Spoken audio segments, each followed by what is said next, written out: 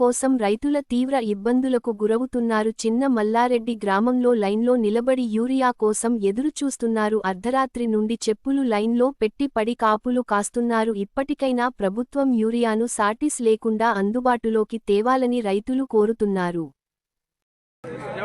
మీరెక్కడ ఏ ఊరు మీది? మీదే ఊరు? కొటారపల్లి. ఓకే, ఇక్కడికి ఎందుకు వచ్చారు మీరు? మసాలా యూరియా కోసమా? యూరియా కోసము మనిషికి ఒకటే సంచి ఇస్తే సరిపోతలేదు. ఒక్కొక్కరు 4 ఎకరాలు ఉన్నది.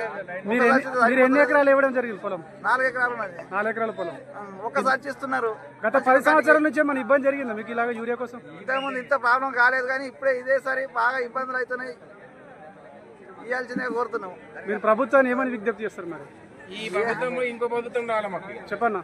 ఇంకోటి రావాలి. ఈ అద్దెగా మాకు ఏంది? ఇగో పొద్దుగాల వచ్చినా మీకు 5 గంటలకు వచ్చి తోముతున్నాం ఇక్కడ పనులు. ఒక్క సంచి ఇస్తే సరిపోతుందా మాకు ఊరియా? ఒక్క సంచి పోతే నీళ్ళు 4 రోజుల నుంచి 5 రోజుల నుంచి లైన్ లో ఉన్నా కానీ అత్తలేదు.